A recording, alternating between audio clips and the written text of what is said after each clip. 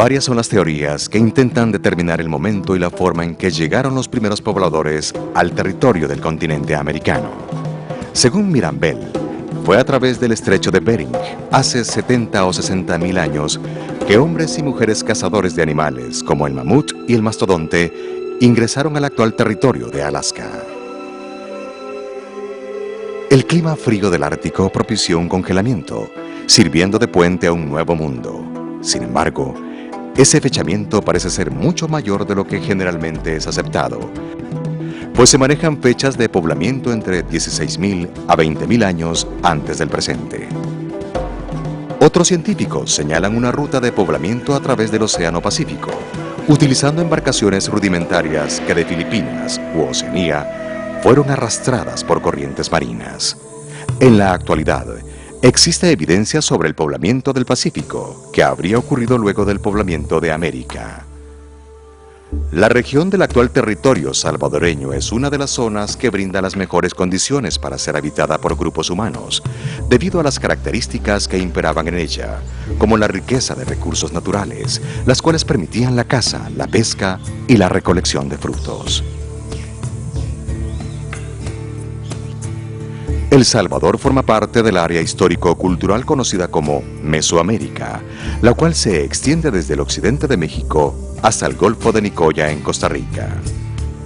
Los rasgos comunes de Mesoamérica, según los investigadores, son relativos a la estructura de la sociedad, como la economía, la política y la religión. El Salvador, país situado en la costa pacífica de Centroamérica, posee en la actualidad una extensión territorial de unos 20.000 kilómetros cuadrados, con una población de alrededor de 6 millones de habitantes.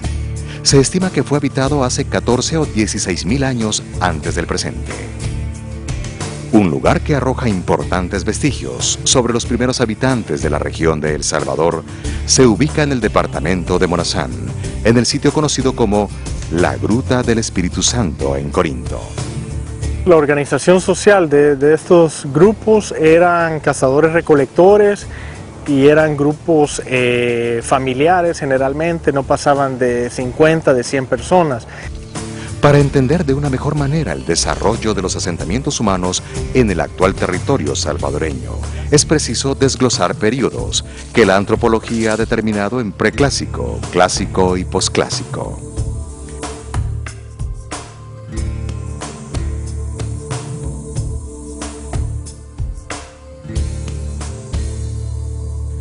El preclásico da inicio a una vida de lo nómada a lo sedentario, cuando el ser humano se organiza en grupos. Comienzan así las prácticas agrícolas. El maíz y el frijol representan los principales cultivos y son con el chile y la calabaza o ayote la base alimenticia de la población, además de la pesca, la caza y la recolección de frutas, raíces y tubérculos. Por otra parte, se elaboran redes y petates, hilos y tejidos, entre otras formas de producción de artículos del ajuar prehispánico. Un cuerpo de agua es importante en la relación del ser humano con su entorno. En este sentido, podemos saber que estos habitantes prehispánicos de Chalchuapa ofrendaban a la laguna.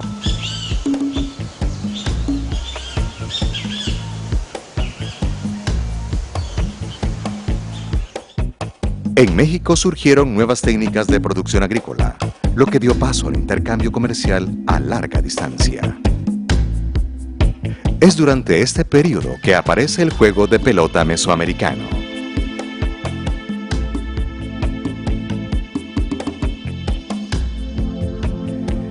En el preclásico se puede resaltar la introducción de dos innovaciones importantes en el campo intelectual: el calendario y la escritura, usados en el registro histórico de los acontecimientos políticos. Estos desarrollos contribuyeron más adelante a la consolidación de los mayas. La zona más importante con vestigios prehispánicos en El Salvador. Muestra de ello es este montículo donde nos encontramos en el sitio arqueológico El Trapiche, el cual guarda los restos de las ocupaciones del preclásico, ¿verdad? Ocupaciones desde el preclásico temprano, el 1200 a.C. En el sitio que estamos ahorita es el sitio preclásico de Ataco. Este es una hondonada que está en medio de dos montañas, la Cruz de la Empalizada. y el Cerro del Chico. Estos son los dos cerros que la gente conoce aquí con esos nombres, y el sitio arqueológico está dispuesto exactamente en la parte baja de este lugar.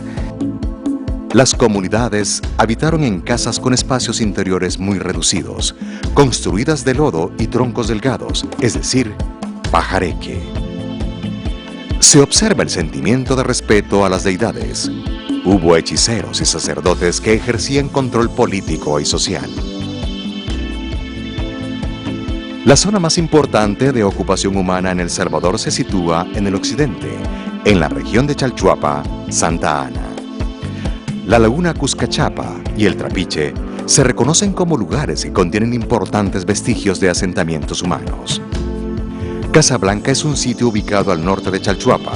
Es considerado por los arqueólogos como uno de los principales, pues provee información de los periodos preclásico, clásico y posclásico. En El Salvador el suelo es muy ácido, entonces la osamenta no se conserva con el tiempo, ¿no? Sin embargo, Casablanca y otros sitios de Tazomal y otras zonas de Chalchuapa, pues han permitido que las osamentas se mantengan, ¿no? Entonces las hemos encontrado en diferentes posiciones que nos van indicando también, digamos, rituales o formaciones o una información arqueológica que nos dice que fueron sacrificados. Lo importante de este sitio, de esta estructura, es que se encontró al frente un depósito muy increíble de obsidianas, o sea, una cantidad increíble de obsidiana que en un principio se pensó que qué era, o sea, por qué estaba ahí. Las investigaciones de los japoneses, Akira Ichikawa, que fue el encargado de la dirección de este proyecto, descubrió también una estela lisa, que nos determina también una presencia muy temprana, ¿no?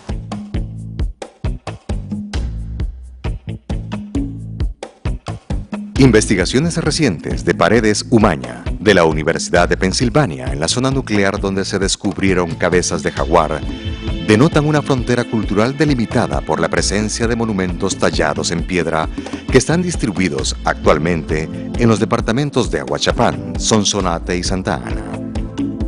Que este estilo escultórico era mandado a hacer por la élite gobernante, entonces están asociados a esos centros ceremoniales, están asociados a entierros de personajes importantes, y esto quiere decir de que era parte esencial de los ritos públicos y de la forma de gobierno, además. Las cabezas de jaguar son representaciones de rostros estilizados que tienen configuración humana, entonces tienen los ojos, tienen la frente, tienen la boca, muy similar a como el rostro humano está configurado, pero este estilo introduce rasgos que no son humanos, introduce rasgos felinos, introduce rasgos de aves, de serpientes.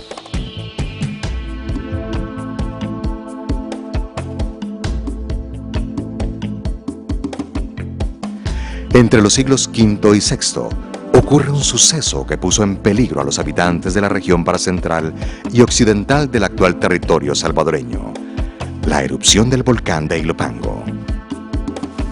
En Ataco, en las excavaciones, encontramos dos tipos de ceniza: la ceniza del volcán Ilopango y una ceniza de cocina. No fue que cayó exactamente la erupción aquí, que llegó aquí, sino que fue solo el aire. Entonces por eso es que se encuentra la ceniza solo en ciertos lugares. Pero no solo se debe considerar el occidente del territorio que hoy conforma El Salvador como zona habitada por antiguos pobladores. Arqueólogos mencionan otros sitios en Oriente, entre ellos uno de los más importantes es Quelepa, en San Miguel, que habría sido poblado por grupos lencas.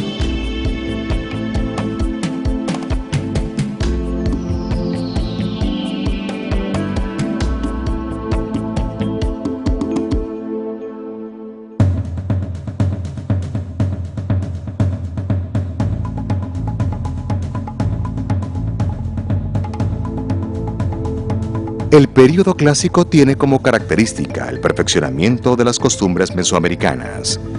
Llama la atención el poder que adquieren los gobernantes, convenciendo a los habitantes de realizar tributo de alimentos u otros bienes en forma periódica e involucrarse en la construcción de grandes monumentos. Las élites gobernantes durante el Clásico tardío pues exigían tributo a la población en general, y para construir este tipo de estructura que vemos hacia el fondo. Este tipo de lugares era importante en el sentido que es como el centro, ¿verdad? El centro de toda esta ciudad, y el centro no solamente de poder, sino que el centro económico, el centro de poder político, el centro religioso. Aquí es donde estaban los sacerdotes, estaban los ancianos, los sabios, ¿verdad? Y dictaban desde acá pues algunas de las leyes y normativas que regían a la sociedad chalchuapaneca durante el Clásico tardío. Ese control ejercido por los gobernantes permitió recaudar buena cantidad de víveres, lo que sirvió al sostenimiento de los artesanos encargados de levantar templos, caminos, palacios, elaborar vasijas e incensarios para cultos. Pueblos como los mayas fueron testigos de sequías y epidemias, lo que cobró la vida de muchos pobladores. Se da el auge de los mayas divididos entre diferentes reinos durante muchos siglos. Había bastante continuidad, iban creciendo comunidades, algunas caían víctimas de conquista, guerras, pero generalmente había bastante continuidad. Aquí donde estamos había un pueblo maya de consideración a solo 2 kilómetros, como muchos de ellos, en la planicie del valle. Tenían una cancha de pelota, pirámides funerarias probablemente, y una población considerable alrededor. Colapsó en ese tiempo, los 800. En la región de El Salvador se destaca como vestigios del período clásico el sitio conocido como Joya de Serén, además de San Andrés, Carasucia y desde luego Casablanca y Tazumal. Arqueólogos que han trabajado en Tazumal han considerado la influencia mexicana en la región de El Salvador. Las tumbas descubiertas en Tazumal poseían ofrendas relacionadas con los habitantes en ese entonces de Teotihuacán y pertenecían a la nobleza de Chalchuapa. Aunque recientes investigaciones señalan que las tumbas descubiertas son plenamente mayas. Donde estoy acá, apareció como un templo sepultado, como de la época clásico temprano. El Valle de Zapotitán, y específicamente Joya de Serén, representa un orgullo para el país. Joya de Serén, declarado Patrimonio de la Humanidad, fue una aldea que guarda vestigios domésticos de un pueblo que vivió en la zona hasta la erupción del volcán Loma Caldera, que la sepultó. Sabemos que en el Valle de Zapotitán el sitio rector, el sitio más importante era San Andrés, y Joya de Serén era uno de los asentamientos que estaba controlado por la élite de San Andrés. Y este es el ejemplo que vemos prácticamente en todo el sureste mesoamericano durante el Clásico. Las ciudades-estados, las ciudades grandes mayas controlan las ciudades más pequeñas, los asentamientos más pequeños y más débiles.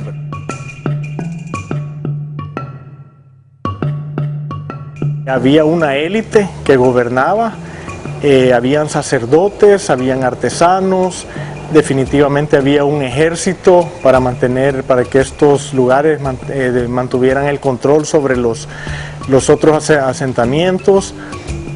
Habían comerciantes, el comercio era muy importante y básicamente estos lugares subsistían por la agricultura. La actividad principal era la producción agrícola y el comercio. La arquitectura de Joya de Serén muestra el uso sofisticado del adobe reforzado. Los constructores edificaron paredes verticales resistentes a los techos. Después de la erupción de Loma Caldera, los habitantes de Joya de Serén huyen del sitio y probablemente vienen a San Andrés. En esa época este lugar era un asentamiento grande, era una ciudad, y es muy probable que las personas que habitaban en Joya de Serén decidieron venirse aquí, a un lugar más seguro y un lugar donde estaba la metrópoli, el sitio rector del Valle de Zapotitán.